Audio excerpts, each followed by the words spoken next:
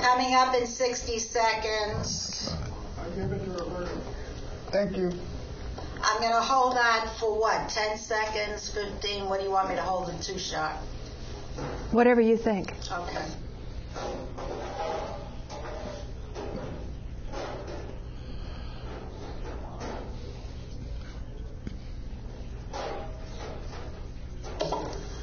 "35 seconds. 30.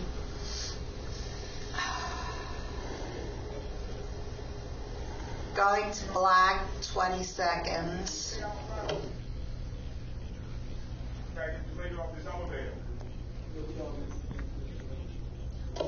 Coming up on the wide shot in 10 seconds. Ike. With what? 5. He's already quiet on on the set. Hi, this is Paula Gloria, and this show is called Farther Down the Rabbit Hole because we like to go into topics more deeply. Today I'm joined by two people that are going to help us go into topics very deeply, and that's going to be the topics of education and solution for many thorny problems in our society, problems that have been considered almost insurmountable. And at this point I'd like to mention that Joe Friendly and I, this is his hat, have reached sort of a political compromise about 9/11 and the different theories, and this hat says, "Help fight the big lie."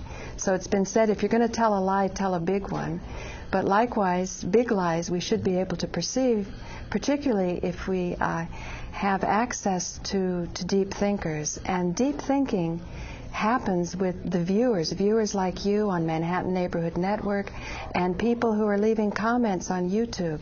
It's a dynamic process where we can work together. And again, Joe Friendly and I are now working on a project with medical marijuana. We've learned that it's the oil of the hemp plant that can allow healing of previously illnesses that have been considered incurable. So I'd like to welcome both my guests. Thank you, Carl, for coming on this show. Thank you. And thank you, Hurricane Ike, for coming on the show. Thank you. Do you want to tell our guests how we met? Well, I want to tell them that thank you for inviting me to the show. And we're going to help you go deeper in the hole, like you said. Yeah, right. Deeper down the rabbit hole. Rabbit hole. Well, we met in the editing suite. Obviously, you know, I do a boxing show here at M&M. That's not obvious. The Jacboxer show's a boxing show. It's obvious. Yeah. If you call me the Jacboxer, then that tells you that Hurricane Ike. Hurricane Ike comes from the hurricane, the most dangerous.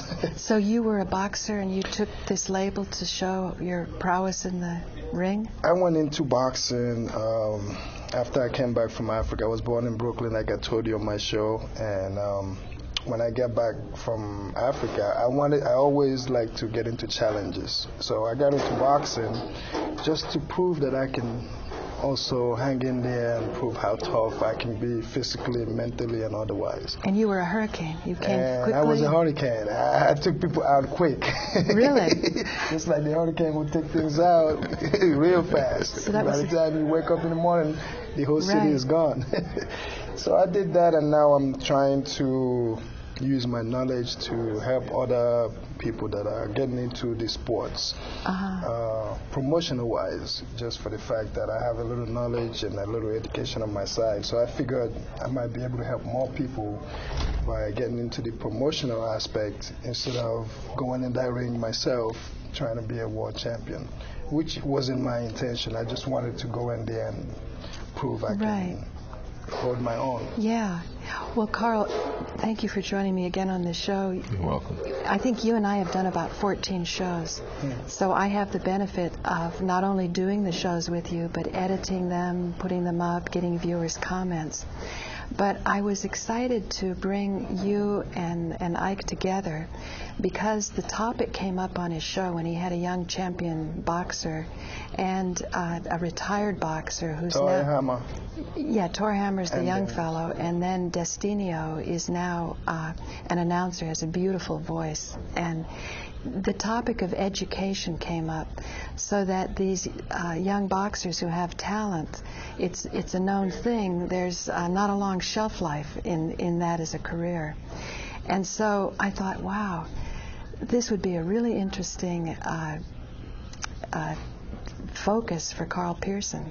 So what are your thoughts about a young boxer who's from an academic background, who has a father who probably wants to shed the African American hope for success only in doing what very few people can do, which is be a champion? Well, my frame of reference is that the cost of education is becoming so expensive now that it no longer pays to go to college.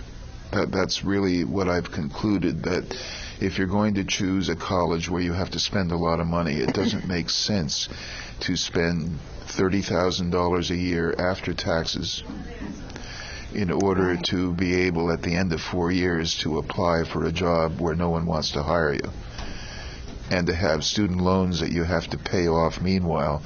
You don't even have enough money to pay the interest on the loans. You can't go into bankruptcy to get rid of the loans.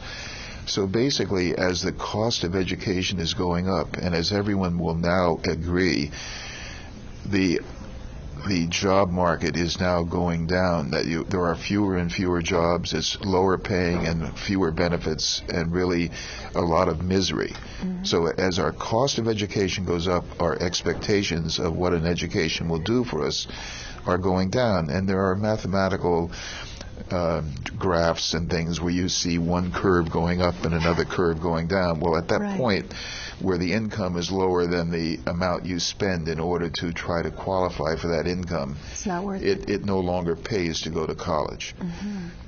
That can take us down to another branch of what we may discuss later on, and that is that I have set up the opportunity for any town or village, city or county in the United States to set up a free college, a tuition-free college. Which we used to have in the past, right? We did at one time. City College was free. Right, in the 60s, someone told me. But this doesn't answer the original question, but that's my frame of reference. So what I concluded was that an individual, and one other frame of reference, that when I was in business, somebody merely had to get a job with me. Somebody that really did nothing else in his or her life, but they got a job with me. I couldn't get a loan, but because that person had a job with me, they could go out to a bank and get a loan. They could buy a house. I don't know. They wouldn't give it to me, but a person right out of high school could get a job with me. I noticed that when I started a little wicker furniture store. I had options. Get a loan. I couldn't get a personal credit card, but because I started a little business selling wicker baskets, all of a sudden they were presenting me with credit cards. It's the person that is selling your baskets on the street that has a job that gets the loan. They don't want to give a loan to you. You're in business and you're a high risk. So with that as a second frame of reference, here is what I've concluded, because I try to establish the facts, and then drawing from those facts, what can you conclude? So I concluded that it's really better for an individual that's leaving high school to get a job. And the minute they get a job, get some credit cards and buy a house. Don't rent. The last thing you want to do is to rent, because you have no equity when you rent. But if you can just get a job earning $200 or $300 a week, you qualify for a loan. So you can now buy a house. Right. And now when the house goes up, as we had thought they always would until recently, an individual, in order to get ahead, no longer really needed college. You only needed the ability to read the classified ads in the newspapers. Of course, mortgages are failing, real estate values are failing, newspapers are failing. I mean, the model is changing. You no longer have newspapers with classified ads. You have a lot of differences coming up. But the internet, cutting through all those differences, if somebody right out of high school just gets a job as an usher in a movie house — we no longer have ushers, but that was something years ago — they now qualify for a loan and they can get a house. Every 5 years they should buy another house and never get an education. Why do you need an education if all you need to do is just get a job, buy a house, get a credit card? And that's where the fortunes, I thought, could be made until we've had the past 6 months or 1 year, right, where everything is topsy-turvy. I'm not quite sure any longer exactly what works. But in the long So now run, for your young usher who's bought a couple houses, Yeah. you were thinking, how does he make the mortgage payments? Is that what well, my clients came you would up? rent the house. I You see. would. It's similar to the Greek restaurant owner. A Greek restaurant owner, in my opinion, this is just over years of going to observation. Tiffany's Diner, going to all Yeah. these different places that are Greek owned. I don't think I have ever been in a Greek restaurant where the owner of the restaurant didn't also own the real estate. You know, that's not Yeah. only a Greek trait, Yeah. because I'm Yeah. part Greek, Yeah. but my Chinese descent business partner said the first thing you do when you go into business is buy the building, get into the building. Exactly. Because you have a 1 out of 30 chance of being successful in business. That's he correct. essentially said, so when you go out of business, you can pay for it Well, by the escalated real estate Or value. to put it another way, and now this is another frame of reference that I have, New York City has a concept of a taxpayer. Have you ever heard of a taxpayer? Mm-hmm. It's where somebody that owns a house or a building prohibits anyone from going on the second, third, or fourth floor. They close it off so you can't rent the second, third, or fourth floor. Then the tax authorities are willing to lower your taxes to a small amount that you can cover just by renting out the store as a taxpayer. Really? So, and I don't know if they changed the law, but that was the way it used to be in New York City. We called them taxpayers. Therefore, aren't Greek restaurants no more than taxpayers? They make enough money so that the waiters get paid. Everyone makes a little bit of money. They get to eat very inexpensively. But in the long run, it And then pays for you the mean- restaurant. It pays for the building. But you mean the floors above the shop? I don't Well, understand. the taxpayer concept was that you had to agree not to rent the higher floors. Because you really? couldn't rent it, you were having economic trouble. The city said, look, let's give you a break. Oh, We'll give really? you a minimum tax that you have to pay, and it became a taxpayer for that reason. Well, but let's they had check to it. agree not to rent the rest of the building. That's outrageous, but anyway, maybe. Yeah, but that See, was this is called a why- taxpayer. Interesting. See, it's Yeah. nice to hang with guys like Carl. But this is what frame of reference helps. If you have a varied frame of reference, you have to draw upon things, and then you put it all together, and then you Right. can arrive at a solution. Right. So the solution that I see now is that an individual that would like to have an education is stymied because the cost of education makes them a slave to the system. Right. And it's not fair to the individual to have them with a $200,000 or even a $50,000 or $100,000 loan that they can't escape in bankruptcy because we have done what the banks want. We don't want anyone to get out from paying the banks. So we modified the bankruptcy laws so that you can't truly have bankruptcy. Isn't that unconstitutional? Didn't the Constitution say that we had bankruptcy laws? Wasn't that there that we were supposed to have bankruptcy? And it's only for the Constitution and the federal government to provide bankruptcy, but they have eliminated the right to have bankruptcy. You wouldn't have usury. Yeah, they have us as partial slaves, partial bankrupt now. Right. And it's probably going to get worse. But anyway, as long as you can't really go out and buy an education any longer, and we have the educational institutions getting more and more tuition and higher demands for payment. Even Obama is saying the one thing that I'm going to do in America is pay the teachers more. Well, I hear, more higher tuition. Yeah. Well, that's the right. one thing we don't need in America is higher tuition. So every time you give something to somebody, like the banks, you hand the banks $700 billion, you and I pay the price. Yeah. Somebody pays it. You don't get the $700 billion. The banks who already have all of your money and your property now get $700 billion more. Well, what kind of justice is this? So I'm saying, look, let's go back to basics. Let's really go back to a place where we're able to have a simpler way of life. How about dealing with a bank that's similar to It's a Wonderful Life, where the bank cares about whether you pay the mortgage or not, and if you're behind, they'll work with you.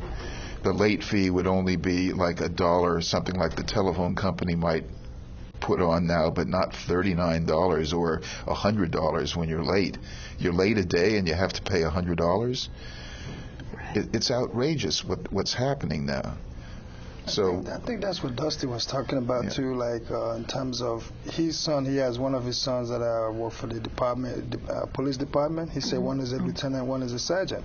They all went to college. I don't think they went to college to become police officers, but they end up being police officers because that's their job that's the new job. Instead of being an usher in a movie house, you now become a police officer or something because of the benefits. Did you know that I just read last week, Suffolk County policemen, you can't believe what the amount is per year that Suffolk County pays for a Suffolk County policeman, $188,000 a year. For one policeman? Yes. The reason, however, is that every policeman has a right to 100 free days, 100 personal days, 100 sick days, 100 non-sick days. They only work half a year. So it takes the county, they have to hire 2 people for the need of one person. I see. And that's the reason that it's $188,000. Right. A policeman doesn't necessarily get $188,000. He works half a year and gets $90,000. Yeah. What I was particularly interested in, though, is he had started, in part of his careers, because a lot of us public access producers figure out ways that we can do what we really love to do, which is share knowledge, just ways to survive and to get by. So after boxing, he did many different careers, and one of them was paralegal. And I wanted him to meet you because, can you explain how you started, or maybe explain why you got into it first? Actually, I got into it because when I first started college, my parents always wanted me to, my father always wanted to have a doctor, a lawyer, a pharmacist, all these, great professions. But not a minister. But not a minister. Nobody. Or a rabbi. How about a rabbi? Okay. So anyways... so you checked rabbi off the list. Yeah, put all of them in the list. So I started the pharmacy lawyer, because I was good with science when I was back in Africa. But at the same time, when I was born in Brooklyn, I went to kindergarten. My teacher, I was in a special class. I was one of the gifted children at that time. So my teacher always said, he's going to be a brilliant lawyer. He's going to be a brilliant lawyer, So when I went to Africa, my sense of direction was geared towards more like the sciences, because I like to experiment with things. I think that's why I picked that interest. So I was very good in sciences. So when I came back here, I started pharmacy at New York City Technical College. And the 2 years, I said, I'm not really feeling this this profession. Well, they really sort of train you to be a drug pusher for the that's what I'm saying. So and if he's a real scientist, he has an inquisitive mind, and he's watching how the herbs and the medicines affect people. But they don't really want you to know how it affects people. See, that's because you have all these lists of side effects and. They don't even want to put it up on a website. Someone said the FDA is supposed to test drugs. Well, why not put all the side effects up on a website and say, take or beware. Go to the website and see, do you want to tackle with these? So anyway, I can see how you could dump that profession pretty quick. So, like I said, I always had that law, being inquisitive about the law, knowing how the law works. I guess I didn't even really think about what my kindergarten teacher said when I was a little kid. It was after I came back to the U.S., But anyways, I had thought about it. I said, I would really still want to get into the law.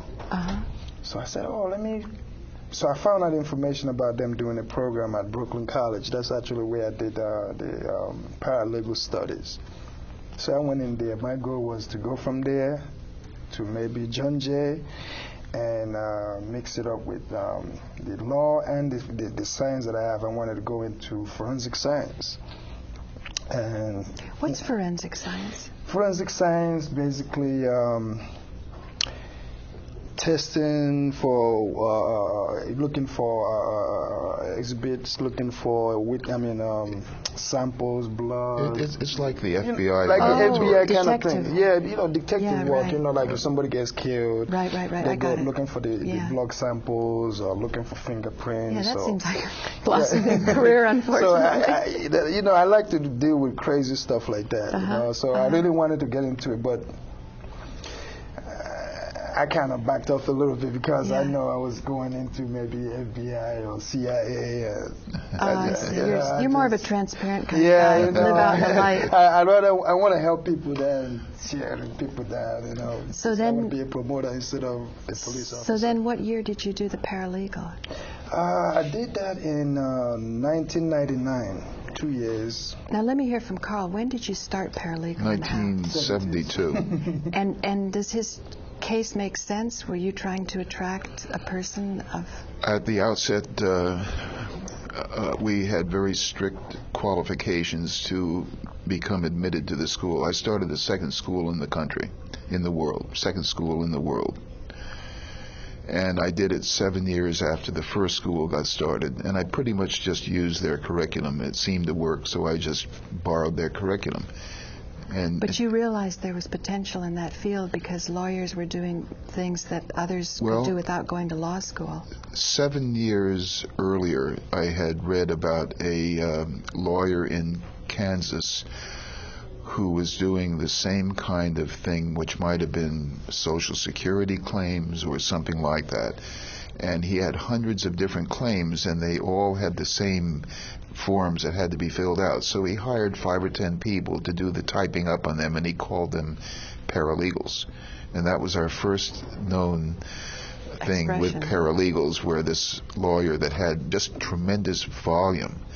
So it always has been a question of volume. And here's the difference between a lawyer and a paralegal to really, after 40 some odd years of knowledge of the field, I can pretty much tell you what it's about.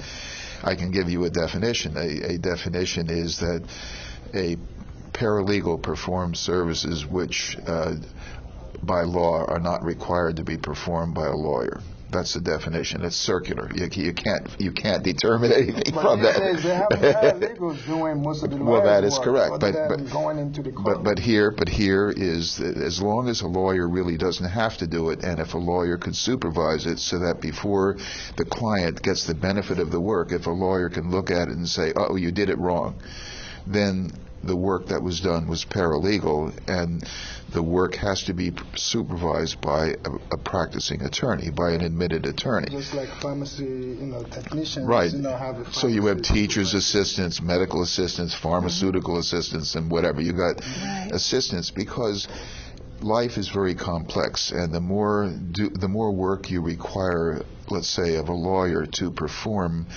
the required work for a client, the more costly it becomes. If every time I open up a magazine or if I input something, everything at so many hundreds of dollars per hour, the client can no longer afford it. So the movement that I created benefited the rich. And the reason is that the rich have volume that they can give to a law firm. So that volume allows a law firm to have numerous instances where the same paralegal can do the work over and over again.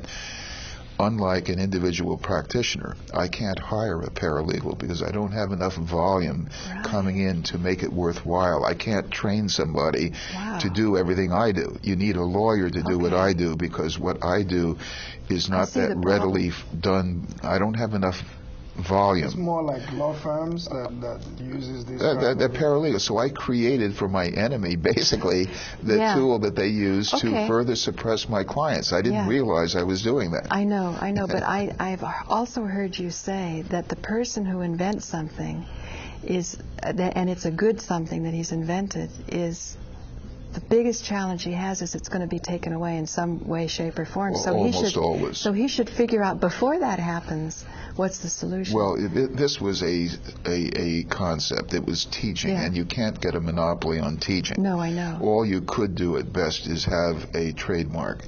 And that if I had a school that had a name that was that compelling, that everyone in the world would want to go to that school. But that isn't true. People would go to a school in China named Ching Chu Chu instead But then this gets into the whole area of patents, because even Molly Cheshire will say her great-granduncle started National Cash Register. Yeah. And she said he was filled with this feeling that he had the divine right to sell cash registers, only him. If he had a so patent, he had a patent if on he the had a cash patent. register to do that. But And you then- can't have a patent on and then you paralegal can then knowledge. invent something new, like a computer that eliminates the cash register. Yeah.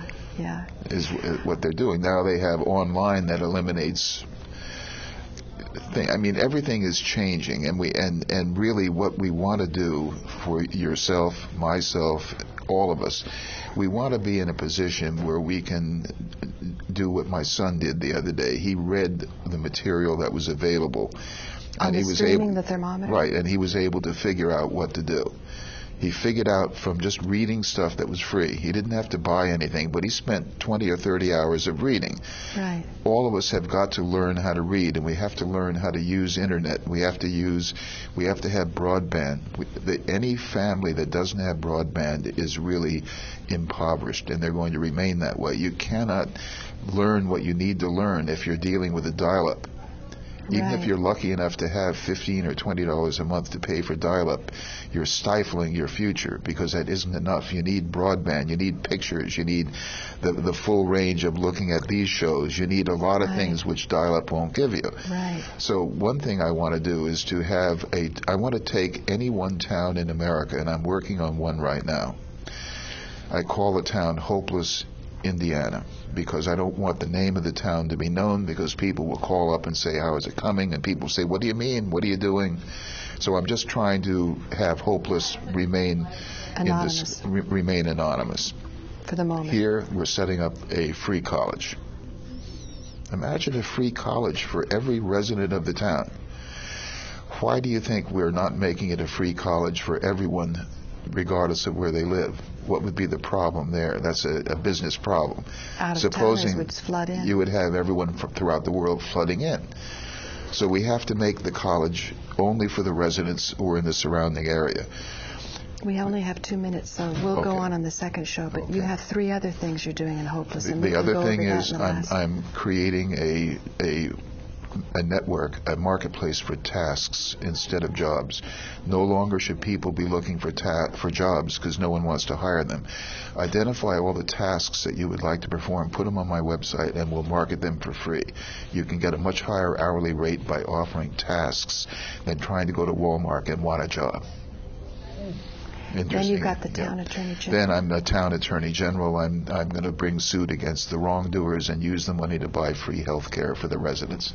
So what was the fourth one then? Fourth one is a payroll system where all the small businesses and households contribute to a single payroll administrator, and it frees up the individual so he doesn't have to do the work himself. How far have you gone with it? I've got one town in America that we're doing it in. The mayor, but part of the biggest kicker of what we need is about $25,000 to go to all of the people that live in this 10,000 population area, so they can help them put their tasks, what they most like to do, get the search engine buzzwords, so that the people will be connected and can find each other. Once you've done that, this town will be a model that other people can see, and you just short circuit all the cheating and the $700 billion going here and there, and the bum mortgages and the Fannie Mae and the Freddie Mac. I get no fee, and everyone can put on 500 or 1,000 tasks for nothing with a URL to your website describing what you do. All for free. So Very, very interesting. Gentlemen, we're drawing to a close, but we're going to have the second show is going to be coming up, and we're going to be going more into Hopeless Indiana's situation, how it can be reversed, because we have bright solutions. And we're also I'm going to be asking Carl about the brightest thing I've come across, which is that cancer has a cure. That's the good news. And the bad news is that it's illegal. So we're going to find out from Carl some strategies to get around medical marijuana not being available to people. And even in states where it is available, it's not so easy to get a prescription. So thank you for joining me on this show. Thank you. Thank you. Yeah. So that's good. I should have a timer on me so I don't have to burden them in there about that. Okay, I just want to change. So what do you think? Oh. Interesting, isn't it? Yeah. Listen, I think we should elaborate on Yeah, that a little bit yeah, I more. know. It's a whole package. Because you're talking both ways. Oops.